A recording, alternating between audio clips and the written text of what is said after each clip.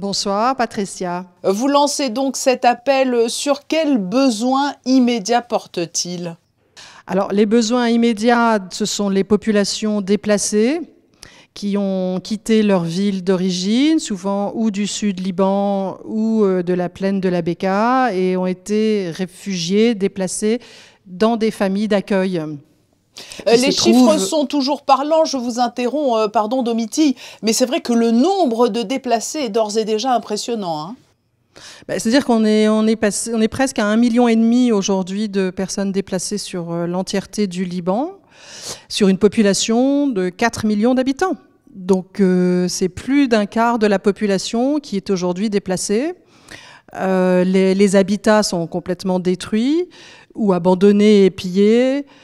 Ces populations sont donc réfugiées plutôt dans Beyrouth, dans les faubourgs de Beyrouth. Dans la plaine de la Bekaa, il y a des villages en face, des villages qui ont été très touchés par les bombardements et qui accueillent ces familles.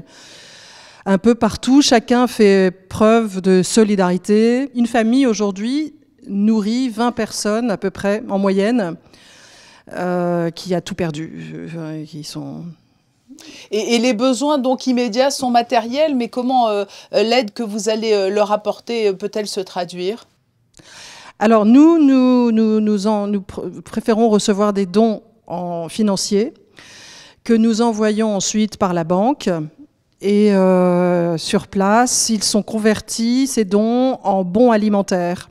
Donc avec 200 €, nous savons que nous pouvons nourrir une famille, enfin une maison occupée par 20 personnes pendant un peu plus d'un mois.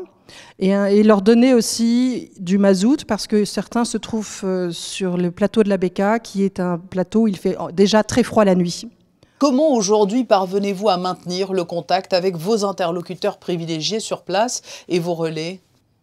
Alors, tant qu'il y a de l'électricité sur place, ce qu'on craint parfois, parce qu'il y a parfois des petits poteaux électriques qui sautent, tant qu'il y a du réseau, nous, encore ce matin, j'étais en liaison avec notre coordinateur Charles, qui est sur place. Et donc nous discutons avec l'ensemble des centres, parce qu'en fait, cette aide que nous distribuons, ces bons alimentaires, donc sont donnés à des personnes qui sont dans un environnement proche de plusieurs relais partenaires de Mission Enfance sur le terrain. Donc parce qu'en plus les routes sont souvent très abîmées, bombardées. Donc en fait les gens n'ont plus tellement la possibilité de franchir toutes ces routes pour aller aux quatre coins du Liban. Donc l'aide que nous distribuons en lien donc avec ces partenaires, elle se fait dans leur environnement proche. Et puis il y a des listes qui sont faites de toutes ces personnes qui viennent d'arriver. Par exemple, à Deir El Armar, un village dans lequel nous travaillons depuis très très longtemps, qui est sur le plateau de la Bekaa, dans ce centre que nous avons construit, Mission Enfance, avec d'ailleurs les fonds du gouvernement de Monaco. Donc dans ce centre, il y a aujourd'hui dans le village 9000 personnes. Nous étions à 5000 personnes la semaine dernière et aujourd'hui il y a 9000 personnes. Donc en fait ces informations nous parviennent régulièrement, presque heure par heure, sur l'évolution des mouvements de ces déplacés. Donc nous suivons ça en permanence tant qu'on a le téléphone ou le Zoom pour nous retrouver.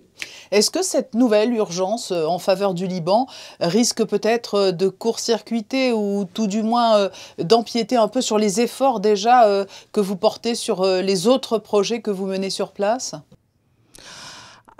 C'est-à-dire que là, en fait, à travers tous ces centres que nous avons créés au Liban, justement, on sait bien aussi la justification de ces centres qui servaient auparavant de centres de formation pédagogique, de centres d'accueil, mais ces centres aujourd'hui se convertissent en centres de soutien d'urgence à toutes ces populations.